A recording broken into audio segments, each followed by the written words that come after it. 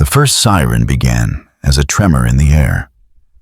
A thin metallic whine that slithered through the narrow streets of Cambridge long before anyone understood what it meant. Patrick Raymond was already awake.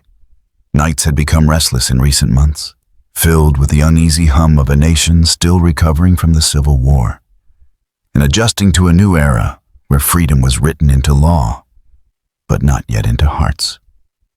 He sat at his small desk, a half-finished report before him, when the siren swelled into a full-throated wail that pressed against the windows and rattled the ink bottle at his elbow. He stood immediately. Fires did not wait. They did not ask permission. They roared into being, devouring wood and brick with equal hunger. And for a fire officer, hesitation meant death. Patrick shoved his arms into his coat and stepped out into the cold night, where the sky was already beginning to pulse with the orange heartbeat of flames blooming somewhere in the city. "Raymond!" a voice shouted across the street. It was young Thomas Keating, barely more than a boy, his breath streaming in the cold as he sprinted toward the firehouse. "It's a warehouse near the river. They say people are trapped." Patrick didn't break stride as he answered. "Then we move." The firehouse doors thundered open, and the horses, already restless from the sirens, stamped at the cobblestones as the men rushed to hitch the engine. The world smelled of smoke, sharp and dry, carried on a stiff wind that promised the fire would spread quickly. Patrick climbed onto the wagon, gripped the rail, and shouted for the driver to push the horses hard. Cambridge blurred by in streaks of shadow and lamplight as they barreled toward the river district. Men leaned out windows as the engine roared past. Women herded children back from the streets. The clattering of hooves was swallowed by the sirens, which wailed like the city itself was crying out. Patrick spotted the glow before they turned the last corner. Then the full terror of it slammed into view. The warehouse, nearly half a block long, was a tower of rolling flames. Heat shimmered across the street. The roof buckled with a groan that sounded like the bones of a dying giant. People shouted over one another, pointing, crying, praying. A policeman ran toward him, desperation twisting his face. There are workers inside, night shift. Some made it out, but a few didn't. "How many?" Patrick demanded. "3, maybe 4. Patrick didn't hesitate. "We go in." Keating stared at him as though he hadn't heard correctly. "Sir, the south wall's ready to fall. If it does..." "That's why we go now," Patrick answered. He turned to the crew. These were men who respected him, some begrudgingly, some wholeheartedly. Being a black officer in 1870 was still, in the eyes of many, a contradiction. But none could deny his skill or his resolve. When he led, they followed, because fires did not care about skin color. They only cared about courage and whether the people facing them possessed enough of it to stand firm. "Ladders to the west side," Patrick ordered. "Keating, you're with me. Get the hose line inside the first floor. Move!" The men sprang into action. Flames clawed at the walls as if trying to break free. Sparks drifted like fiery snow. Patrick wrapped a wet cloth across his mouth, grabbed a lantern, and plunged into the choking darkness behind the hose team. Heat smashed into him immediately, stinging the exposed skin of his face and neck. The air tasted of ash and burning tar. Wooden beams cracked above them, raining embers. "Chief, over here!" Keating shouted. Patrick swung the lantern. Through the shifting smoke, he spotted a collapsed beam blocking a doorway. A faint, muffled cough came from beyond it. His pulse kicked. Someone's alive, Patrick said. Help me with this. Together they braced their shoulders beneath the beam and pushed. The wood screamed, resisting like a living thing. Muscles burned. The heat deepened, crawling across their backs like claws. Finally, with a snapping jolt, the beam shifted just enough for them to drag it aside. Keating coughed violently. We have to hurry. The floor's weakening. Patrick lifted the lantern and stepped through the doorway. 3 workers lay huddled along the wall, 2 conscious and clutching one another, 1 unmoving. All were coated in soot. The living ones recoiled in fear until Patrick spoke. We're getting you out. You're safe now. A thunderous crack split the air. The south wall had given way. The entire building lurched. Dust cascaded from the ceiling. Patrick felt the floor tremble beneath him. He grabbed the unconscious man and hoisted him onto his shoulders. Keating, take the other 2. Stay low and follow the hose line out. What about you? Keating's voice was ragged. I'm right behind you. They crawled through the thick smoke, guided by the thin line snaking along the floor. The roar of the fire grew louder, like a beast realizing its prey was escaping. Another crash sounded behind them as a section of ceiling collapsed, blocking the rear of the warehouse. Heat surged forward in a wave that felt alive and furious. Patrick tightened his grip on the man he carried. He kept moving. Slow steps, controlled breaths. Focus, not fear. The exit loomed ahead, a rectangle of cool night air. Keating stumbled out first with the 2 workers. Patrick followed seconds later, collapsing to one knee as the man slid from his back and into the arms of waiting medics. Fresh air stabbed his lungs, but he forced himself steady. People rushed forward, shouting thanks. A woman clutched one of the rescued men and sobbed. Another worker grabbed Patrick's soot-blackened hands. You saved us, the man whispered. Patrick met his eyes. You saved yourselves by holding on. Behind them, the warehouse groaned once more. Then the full structure collapsed in a thunder of sparks and flame that lit the night like a sunrise. The crowd gasped. Patrick simply watched, chest rising and falling with exhaustion and relief. One of the senior officers approached him. Raymond, you went in before anyone else. You didn't have to. Yes, Patrick answered softly, watching embers drift upward. I did. The officer studied him a moment, something like respect shifting across his face. You'll be leading men like this more often. The city sees what we're capable of. Patrick didn't reply. But in the glow of dying flames, he sensed something was changing. Not just in the city, but in his own life. The fire had revealed more than danger. It had revealed what people chose to become. When everything was on the line, and for Patrick Raymond, it was only the beginning. As dawn crept over the river and smoke still curled from the ruins, whispers spread through Cambridge about the man who had walked into fire for strangers. And by the next night, another blaze would test him again in ways he never expected. Patrick Raymond had slept less than an hour when the pounding came at his door.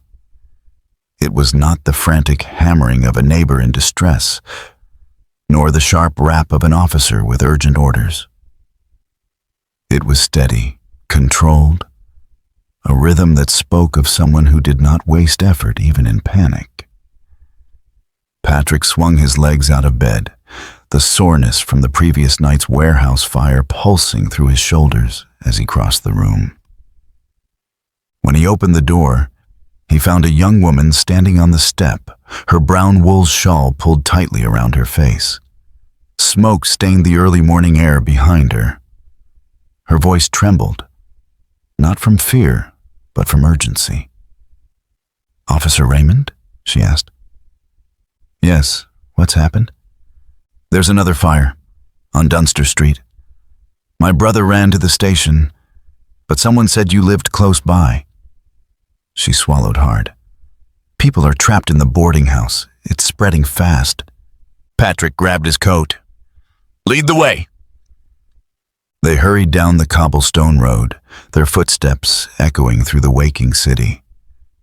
Thin ribbons of smoke curled upward from somewhere beyond the rooftops. Church bells had begun to ring, faint at first, but growing louder. Cambridge was no stranger to fires in these years.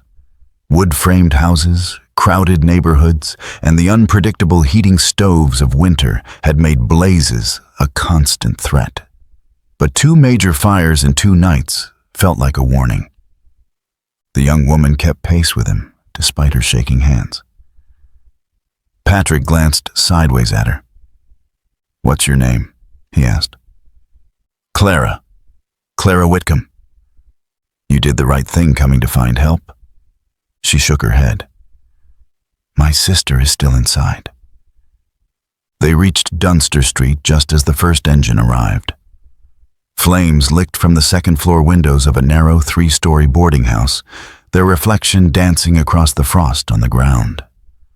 Smoke poured out of the roof shingles, turning the sky a murky gray. Residents crowded the street in nightclothes and coats, coughing, crying, pointing. Some shouted names of loved ones still unaccounted for. A captain approached Patrick immediately. "Raymond, thank God. The stairwell collapsed. We've got possible survivors on the 3rd floor. We can't reach them from inside." Patrick scanned the building. The front was a furnace, but the rear corner remained intact. A window on the 3rd floor stood partially open, and he thought he saw movement behind it. A hand pressed briefly against the glass before disappearing. "We need ladders on that back wall," Patrick said. "And a hose line controlling the lower windows, so it doesn't climb higher." Clara gripped his arm. "My sister's room faces the back. Please." Patrick placed a steady hand over hers. "I'll get her if I can." She let go reluctantly, and he moved toward the men setting up the ladder. The heat was intense, even from a distance. Wood cracked and popped as flames chewed through the boarding house. Smoke stung his eyes. The ladder rattled as they extended it, and Patrick grabbed the rungs before anyone could argue. "Raymond, wait," the captain called. "Let another man take it." "She needs someone now," Patrick answered, already climbing. The higher he climbed, the more the air thickened. Sparks drifted past his face. The 3rd floor window was half blackened, its glass fractured. Patrick paused just outside it, listening.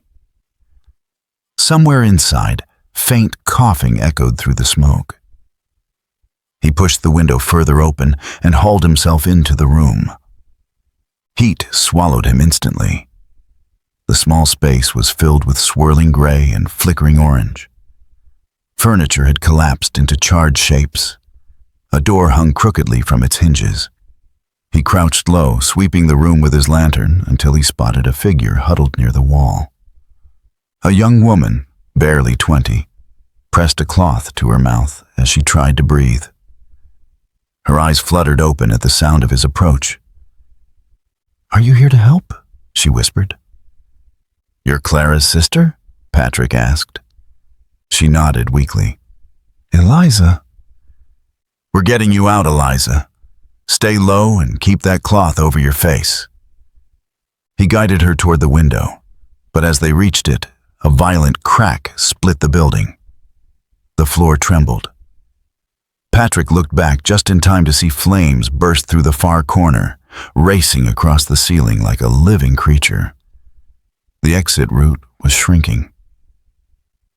Out the window, Patrick said. Now. Eliza hesitated, staring down at the ladder 3 stories below. I can't. I'll fall. I'll be right behind you. She clung to the frame, then eased herself onto the ladder. Patrick followed, keeping one hand near her in case she slipped. The heat pouring from the building made the rungs almost too hot to touch. Halfway down, Eliza gasped as the window above blew outward, shards raining across the ladder. Patrick shielded her head with his arm. Hurry, he urged. We're close. She descended shakily, step by step. When her feet reached the ground, Clara rushed forward with a cry and wrapped her sister in her arms.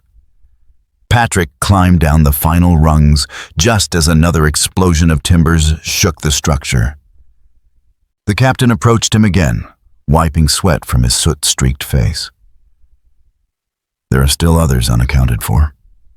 2 boarders on the upper floor. Patrick looked back at the burning house. The roof was sagging. Flames punched through the shingles. A groan rippled through the frame like a warning. It won't hold much longer, Patrick said.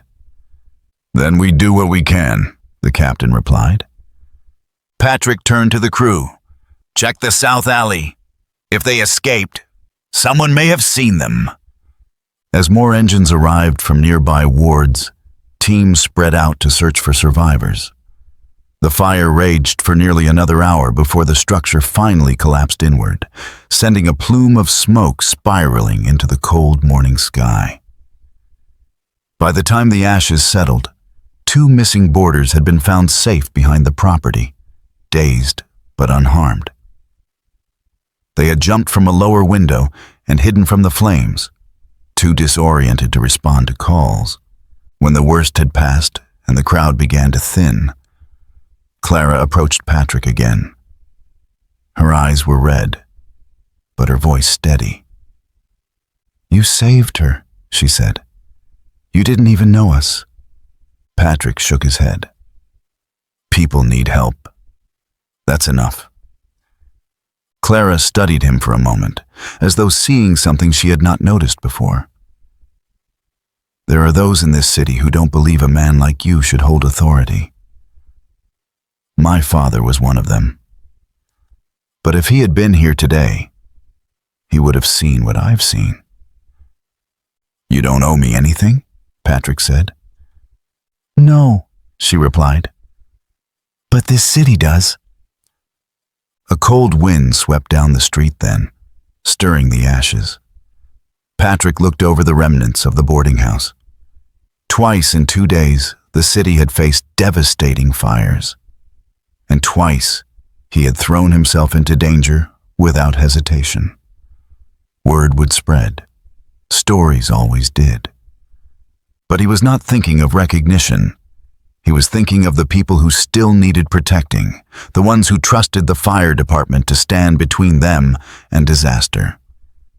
As the engines rumbled away and dawn broke through the smoky sky, Patrick realized something deeper was shifting. His actions were no longer just responses to emergencies. They were shaping how others saw him, how they saw what leadership could be. By the following week, whispers of his bravery traveled through Cambridge, reaching people he had never met. And soon, one decision made under fire would follow him, demanding a promise he was not sure he could keep. The week after the Dunster Street fire settled into a strange rhythm of exhaustion and recognition. Newspapers ran brief notes about the rescues, mentioning Patrick Raymond by name. Some praised his courage openly. Others did so with a tone that felt more surprised than admiring, as if bravery in a black man was noteworthy rather than expected. Patrick read none of it, though his fellow firefighters brought clippings to the station, nudging one another as they passed them along. Patrick brushed it aside each time. The only thing that mattered to him was that people were alive who might not have been. Anything else was noise. But Cambridge was restless that winter. Cold winds stiffened the river. Fires sparked unpredictably in crowded districts where chimneys cracked and stovepipes leaked heat into dry timber. Patrick felt the tension in the streets as he walked to the station one evening. It lingered in whispered conversations, in the tight expressions of families hauling coal or hurrying home through the early dark. The city was holding its breath. Inside the station, men warmed their hands near the stove while checking equipment.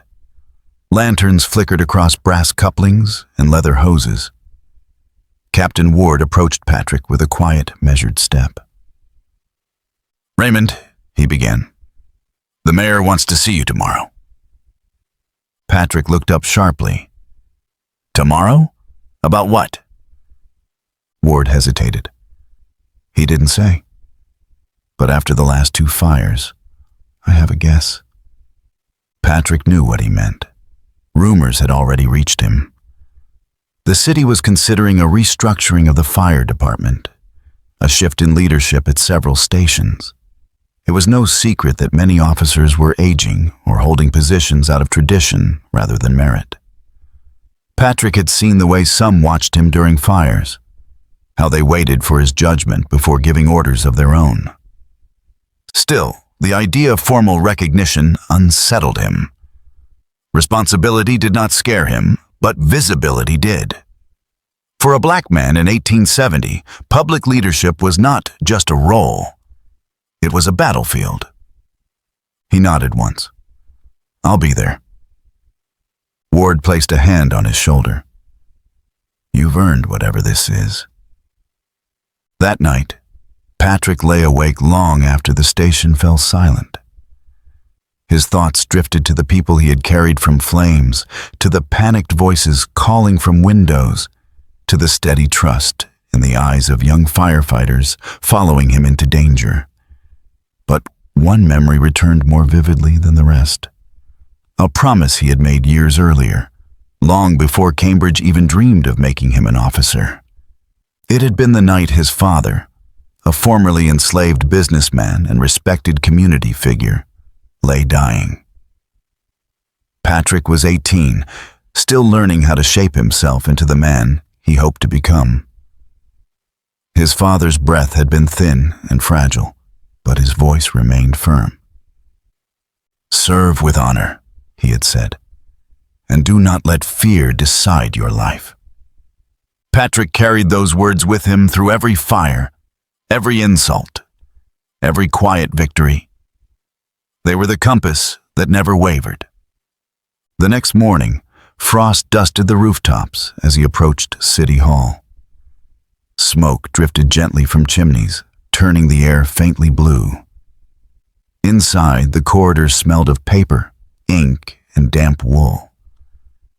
A clerk led him to the mayor's office, where Mayor Hamlin stood behind a broad wooden desk, studying a stack of reports. When the mayor finally looked up, his expression was grave but warm. "Mr. Raymond, thank you for coming." Patrick bowed his head slightly. "Sir, you've had a remarkable 2 weeks." Hamlin gestured for him to sit. "Twice you risked your life to save residents of this city, and twice you succeeded where others might have hesitated." "I was only doing my duty." "Yes," Hamlin said, leaning forward. "And that is exactly why we are speaking today." He opened a folder, revealing official documents stamped with the city seal. "The Fire Commission has been reviewing leadership," Hamlin continued. "Your officers speak highly of you, and the people of Cambridge have noticed your actions. They believe you exemplify the kind of leadership this city needs." Patrick waited, silent. Then the mayor said it plainly. "We want you to serve as chief engineer of the Cambridge Fire Department." The word struck Patrick like a blow. He had imagined recognition, perhaps, or an expanded role. But this? Chief engineer was the head of the entire department, the highest position a firefighter could hold. The title that, in other cities, had never before been granted to a black man. Patrick struggled to keep his voice steady. "Sir, I am honored.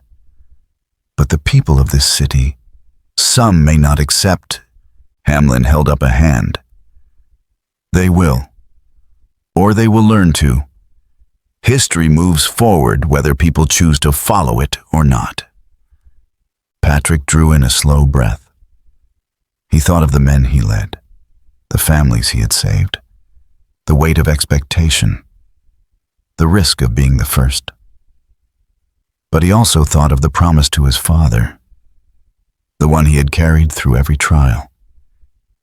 "Then I will serve," Patrick said.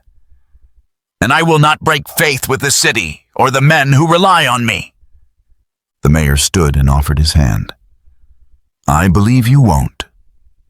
As Patrick left City Hall, a thin veil of smoke drifted over the morning light from a chimney across the street. It reminded him of something he had learned in his earliest days, fighting fires. Smoke was the messenger of danger, but it was also the signal of survival. Where smoke rose, life still struggled on the other side of flame and ruin. He walked slowly back toward the river, listening to the quiet murmur of the city waking around him. A horse clattered past, pulling a cart of lumber. Children in scarves chased one another across a frozen patch of dirt. Shopkeepers swept snow from their stoops. All of it felt sharper, heavier, charged with meaning he had never noticed before. At the corner of Mount Auburn Street, he stopped beside the smoldering remains of a small fire from the night before. Nothing serious, just an unattended stove that had sparked a shed alight. Patrick crouched, letting ash crumble between his gloved fingers. He thought again of the promise he had made long ago, and realized that accepting leadership was not the fulfillment of that promise. It was the beginning of living it fully. When he rose to his feet, he felt the weight of fear, his own, and that of those who would resist him. But beneath it burned something steadier: resolve. As he turned toward the station, the wind shifted, carrying with it the unmistakable scent of distant smoke. A bell began to ring. Somewhere in the city, another fire was waking, and this time he would be answering it not as an officer, but as the man who would soon lead them all. The first blaze after his appointment would not only test his authority, but also reveal how deeply the city was divided, and how far courage alone could carry a man stepping into history. The news of Patrick Raymond's appointment swept through Cambridge with the force of a sudden storm. Some spoke his name with pride, others with incredulity, and still others with barely veiled resentment. A black man leading the fire department was something the city had never seen. But the world itself had changed after the Civil War, and even amid resistance, progress pushed forward like a tide. Patrick stepped into his new role in early 1871 with a determination sharpened by the weight of expectation. The nation was rebuilding. Veterans carried scars both visible and hidden. Factories expanded. Immigrants arrived in waves, searching for stability in a country still learning what unity meant.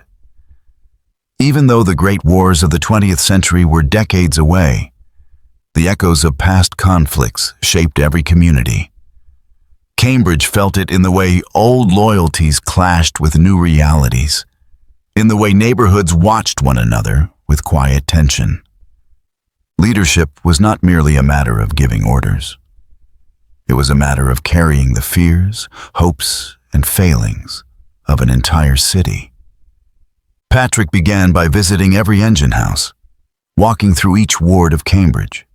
He listened more than he spoke, studying how men worked, how pumps were tended, how horses were cared for, how residents reacted when he appeared at their doors. Some nodded respectfully, others stared in disbelief. A few turned away as though acknowledging him would disturb the order of things. One evening, after a long day reviewing equipment inventories, he met with the officers of Engine Company 3.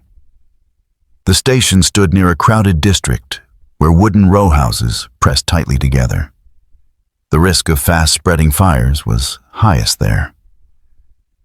As Patrick entered, the men rose from their benches. Their expressions ranged from neutral to guarded. Captain Lynch, an older Irishman with a blunt manner, stepped forward. "Chief Raymond, we're ready to hear whatever changes you have in mind." Patrick recognized the challenge in his tone. Not hostility, but skepticism sharpened by years of tradition. "I'm not here to tear apart what works," Patrick said. "But we must prepare for the fires we haven't faced yet. Cambridge is growing. Our risks are multiplying." He pointed to the hose cart in the corner. "Your couplings need refitting. The pressure loss is too high, and your roof access routes need revision. If a blaze cuts off the stairwell, we need a second plan." A murmur passed through the room. Lynch crossed his arms. "We've managed fine so far." Patrick met his gaze evenly. Fine is how cities burn. Prepared is how they survive. The silence that followed was tense. Then one of the younger firemen, Donovan, stepped forward. "Chief's right. We almost lost a family last month when the ladder jammed."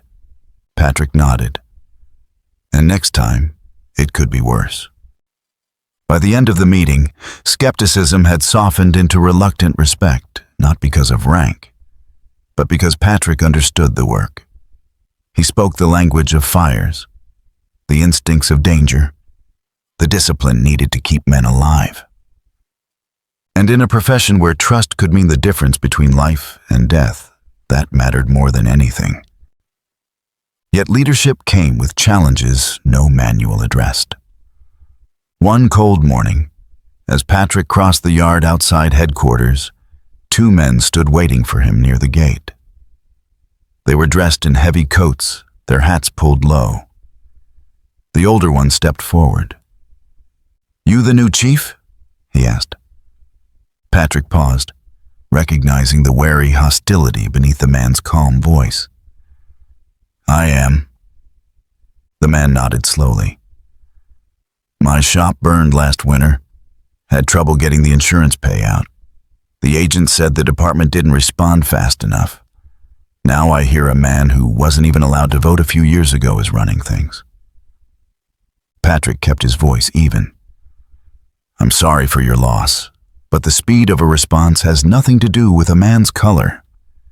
It has everything to do with preparation, equipment, and crew readiness." The man's jaw tightened. "We'll see how long that holds." Patrick watched them walk away.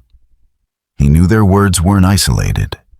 Every step forward drew shadows behind it, but he carried the weight quietly.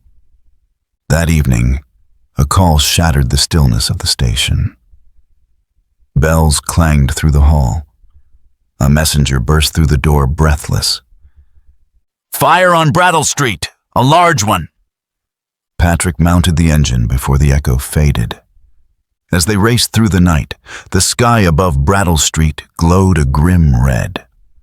Flames leaped from the roof of a 3-story brick building that housed a print shop on the ground floor and families on the upper levels. Sparks soared into the air as though the fire were trying to cast itself across the entire block. Patrick jumped from the engine the moment it halted. "Ladders to the east side. Pump team to the hydrant. Move!" Men scattered. The heat washed over them in thick waves.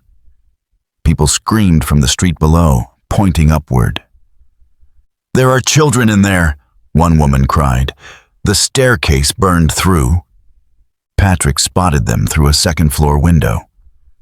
2 small faces pressed against the glass, their eyes wide with terror. Smoke swirled around them. He didn't decide to climb. His body simply moved. "Chief, let us take it," Lieutenant Harris shouted. Patrick shook his head. "They're running out of time." He ascended the ladder with the steady precision of someone who had climbed through fire 100 times. Smoke poured from the window as he smashed it open and crawled inside. Heat pressed close, choking, relentless.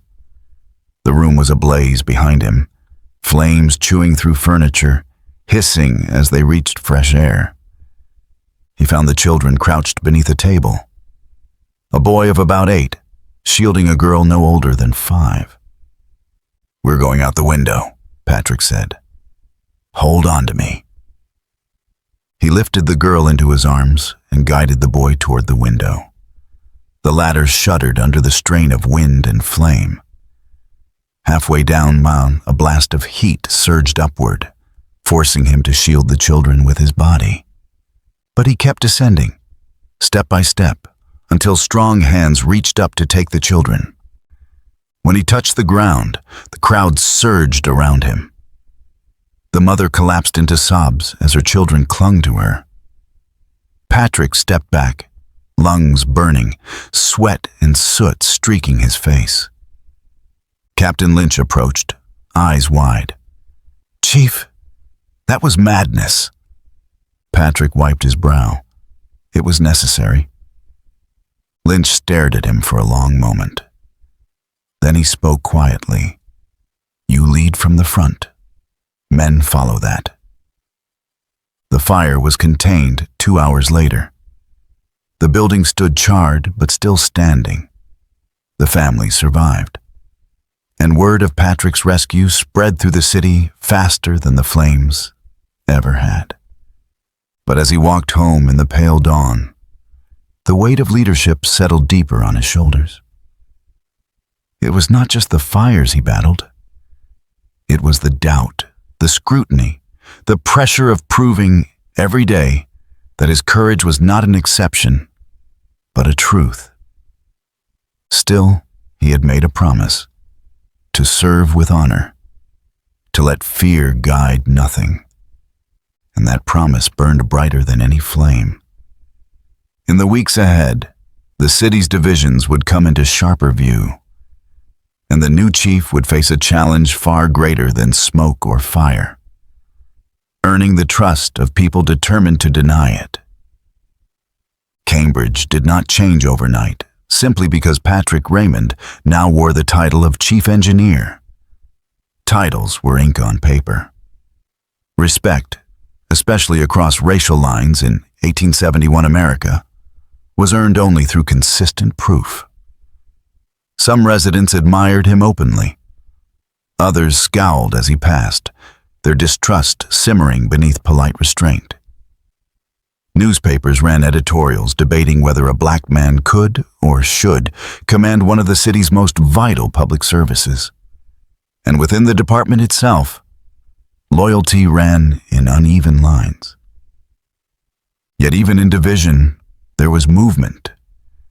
And movement, Patrick understood, was the beginning of change. Winter tightened its grip on the city. Nights grew long and cold. Chimneys smoked from every rooftop, and the threat of fire hung in the air like a second season. Patrick spent those weeks strengthening the department. He reorganized patrol routes, demanded regular maintenance checks, and introduced new training drills that pushed the men harder than they were used to. Some resisted, others adapted, and a few began to see him not as a symbol or anomaly, but simply as a leader who expected excellence. One afternoon, while inspecting the equipment at Engine House 4, Patrick overheard 2 men speaking near the back wall. Their voices were low, but the tone was unmistakable. "You ask me? It's an embarrassment," one said. "A colored man giving orders in this city." "Embarrassment or not," the other replied, "you saw the Brattle Street rescue and the warehouse fire. Doesn't matter what he looks like. Man's got iron in him." I just don't trust it. Not with everything going on in this country." Patrick stepped into view before they realized he was there. The first man stiffened, his face flushing dark with guilt or anger. "You both have work to finish," Patrick said evenly. They nodded and hurried off, their boots scraping the floorboards. He felt no satisfaction in catching them, only a renewed awareness of the fragile balance he walked. Every day he was both firefighter and symbol, leader and target. But he refused to let bitterness take root. It would cloud his judgment, weaken his resolve, and distract him from the promise he had committed his life to keeping. Later that week, an unexpected letter arrived at headquarters. The envelope bore the elegant script of a woman's hand. Inside, a short note read, "Chief Raymond, you saved my daughter's lives. I cannot repay you, but please know that our family speaks your name with gratitude. Eleanor Brigham." Patrick sat with the letter for a long moment. Small gestures like this steadied him more than public praise ever could. People were watching him, forming opinions whether they spoke them or not. And moments of grace, though rare, reminded him why he endured the strain. But the greatest test of his rising leadership came on a night so bitter that even the river seemed to shrink in the cold. A fire erupted in a crowded tenement on Harvard Street, one of the poorest parts of the city. Many families in the building were newly arrived immigrants, Irish, Italian, and a handful of black families seeking better opportunities after the war. Their living quarters were cramped, their heating stoves unreliable, and their walls patched with whatever materials they could find. A small accident could become a catastrophe in minutes. The alarm bells clanged violently through the freezing dark as Patrick and his men thundered toward the blaze. They saw the glow before they reached the block. Flames poured from the second-story windows, casting monstrous shadows across the snow. People huddled in the street barefoot, wrapped in blankets, shouting names into the roaring night. Captain Ward, already on scene, met Patrick with a grim face. "Fire started in the central stairwell. It's climbed both sides. We have at least 20 people unaccounted for." Patrick scanned the building. Smoke crawled along the brick, and the roof sagged dangerously. The fire had locked the tenants inside their own home. "Set ladders on both flanks," Patrick commanded. "We go window to window. Harris, take a team to break interior walls on the west side. We need escape channels." Ward hesitated. Breaking walls in a burning building risks a collapse. "It also saves lives," Patrick said. "Move." The men scattered. Patrick sprinted to a window where a woman pounded the glass, coughing violently. He smashed the pane with his axe, pulled her through, and carried her down the ladder. Then he went back. Again and again he climbed, pulled, descended, his muscles screaming in protest as the night deepened. Smoke curled around him, thick and punishing. Each rescue seemed more dangerous than the last. The building groaned, bending under the weight of flame. On his sixth ascent, Patrick heard a child crying somewhere beyond the next window. He swung the ladder over and climbed in. The room was nearly consumed. Wallpaper peeled from the walls like blackened skin. The heat pulsed so strongly it seemed to bend the air itself. A small boy stood alone, trembling beside a wooden chest. Patrick scooped him into his arms and headed back toward the window. But as he approached, the floor beneath him buckled. The building sagged with a shudder so violent that dust and embers exploded upward. A voice from outside shouted, "Chief, get out! It's going!" Patrick braced himself, shielding the boy. He pushed toward the window, every step a prayer to the stability of the boards beneath him. Just as he reached the frame, the floor behind him collapsed entirely, dropping into a fiery void. He leapt from the remaining ledge onto the ladder. Pain shot through his ankle, but he kept his grip in the rungs. Men below steadied the ladder as he descended with the boy pressed tightly to his chest. The street erupted in cheers as he handed the child to his sobbing mother. Patrick staggered back, catching his breath. By dawn, all survivors had been accounted for. 12 lives saved, 3 lost. A tragedy, but one that could have been worse had the department hesitated for even a moment. As the flames smoldered and residents gathered in grief and gratitude, something shifted. People who had once doubted him stepped forward to shake his hand. One of the men who had spoken ill of him earlier in the week approached him quietly. "Chief," he murmured, "you held that building together with your bare hands tonight. I was wrong." Patrick accepted the gesture with a nod, not as validation, but as acknowledgement that the city was beginning to see him not as an anomaly, but as a leader. He stood amid the smoke and ruin, watching firefighters coil hoses as dawn lights softened the horizon. Cambridge was divided, yes, but the lines of division were beginning to blur in the heat of shared danger, shared survival, shared humanity. And at the center of it stood a fire chief rising, not by demand, but by necessity, by courage, and by the undeniable truth of his actions. In the years that followed, Patrick Raymond's influence would reach far beyond individual fires, shaping the future of black firefighters across the nation. And though his city was changing slowly, history was already beginning to record his legacy. By the spring of 1872, Cambridge moved with the restless rhythm of a city balancing on the edge of change. The long winter fires had scarred its neighborhoods, but they had also revealed something deeper, a shift in how people understood courage, duty, and leadership. And at the heart of that shift stood Chief Engineer Patrick H. Raymond. He did not ask for admiration, nor did he chase it. His days began before sunrise and ended long after the lamps were extinguished in the engine houses. He combed through equipment logs, trained new recruits, argued for better funding from the council, inspected every neighborhood from riverfront warehouses to crowded tenements. He knew the city not as a map of streets, but as a living organism, fragile and unpredictable. Yet the true measure of his leadership emerged not in meetings or reports, but in moments of danger.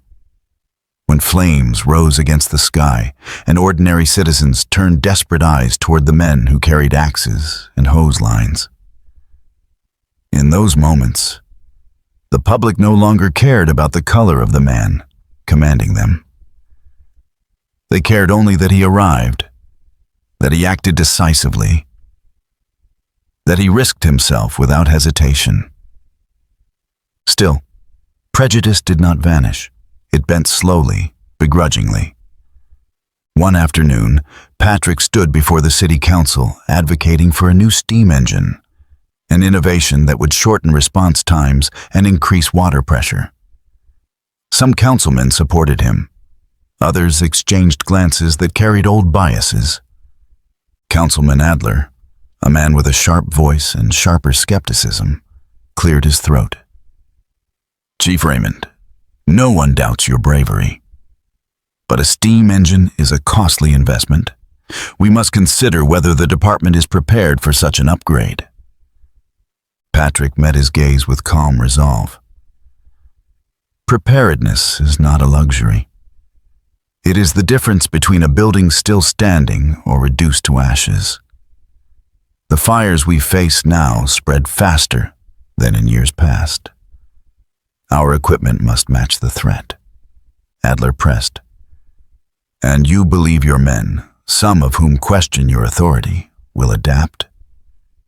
My men will follow the training they are given, Patrick replied. Doubt does not extinguish fire. Discipline does. A few of the councilmen nodded. Even Adler hesitated before finally conceding. We will consider your proposal further.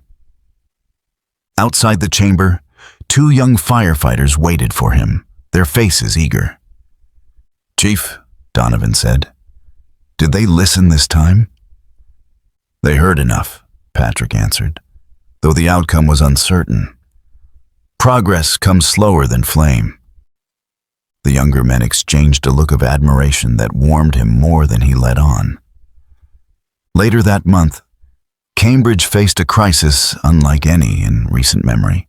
A windstorm swept across the region, snapping chimneys, overturning lanterns, and igniting fires in multiple districts simultaneously. It was the nightmare scenario every historian of urban fires feared. A chain reaction of blazes feeding off each other, threatening to pull an entire city into ruin. Patrick raced between scenes, directing operations with a steadiness that defied the frantic cries around him. At one site, a church spire engulfed in flame leaned dangerously toward a row of houses. At another, a stable packed with animals bellowed in terror as smoke poured from its rafters. The men were stretched thin, exhausted, their uniforms soaked with sweat and soot. But they followed him without question. At the stable fire, Captain Lynch rushed to him breathless. Chief, we can't contain it. The wind's too strong. Patrick scanned the scene. Flames licked the sky. Sparks leapt toward nearby roofs, threatening to ignite a second block. Cut a brake line, he ordered. Tear down the fence on the west side. If we starve it, the fire won't spread. One of the men hesitated. Chief, that fence belongs to Mr. Gaines. He'll raise hell if you destroy it. Patrick didn't flinch. He can build another fence. We cannot rebuild lives. The men moved, and within minutes, the strategy worked. The fire weakened. Horses were led coughing but alive from the smoke. Residents who once muttered doubts now called out encouragement as the firefighters battled the storm's fury. By dawn, the worst had passed. Exhausted men leaned against engines, breathing the smoky air of survival. A crowd had gathered, a mix of shopkeepers, workers, mothers holding children who had cried through the night. They waited for Patrick to speak. He stepped onto a wooden crate, wiping soot from his brow. Cambridge stood together tonight, he said. Fire divides if we let it. But when we hold the line as one, it cannot take what we refuse to surrender. People cheered. Lynch nodded toward him with something like pride. Even Councilman Adler, who had arrived near the end of the disaster, extended a gloved hand. Chief Raymond, he said quietly, your leadership saved this city. Patrick accepted the handshake without triumph. It was the work of every man and woman here. But he knew the night had changed something. A city divided had watched a black fire chief command its greatest trial and emerge unbroken. Respect rooted not in novelty, but in undeniable truth. Weeks later, the council approved funding for the steam engine. Training expansions followed. And under Patrick's guidance, Cambridge grew into one of the most modern fire departments in the region. Yet his legacy extended far beyond equipment and reorganized stations. Young black men from surrounding towns began writing letters asking how to join the department. Newspapers in Boston and New York commented on Cambridge's unprecedented decision. A few years later, other cities quietly followed, hiring and promoting black firefighters where none had been allowed before. Patrick never claimed credit for these changes. His pride lay in the work itself, in the quiet bravery of his men, in the nights when smoke curled into the sky, but families walked away alive. As he aged, he became a mentor, not only to firefighters, but to anyone who asked what it meant to serve a community with honor. His presence became a reminder that leadership was not granted by ancestry or complexion, but by character forged in moments of crisis. On the night he retired, the department gathered for a simple ceremony. Lanterns lit the engine house. Photographs, rare and grainy, but unmistakably his, hung on the walls. Men who once doubted him stood alongside those who had trusted him from the beginning. Captain Ward handed him a polished brass helmet engraved with a simple line, "To the man who walked through fire." Patrick looked at it quietly, then at the men who had followed him into every inferno. "I only ever ask this of you," he said, "to protect those who could not protect themselves, to face danger for the sake of strangers, to let fear shape nothing." His voice remained steady, but his eyes carried years of memory, of smoke, of flames, of lives carried from danger into morning light. When he stepped outside for the last time as chief, the city was quiet. Lamplight shimmered on the river. The night carried the scent of wood smoke, familiar and comforting. His legacy would not be marble statues or grand speeches. It lived in the firefighters who carried his teachings forward, in the integrated departments that would one day become standard, in the countless lives saved by those who followed the path he had carved with courage and conviction. Patrick H. Raymond walked home through the stillness, knowing the truth at last. Some flames destroy, others illuminate the way forward. His legacy was the kind that refused to burn away.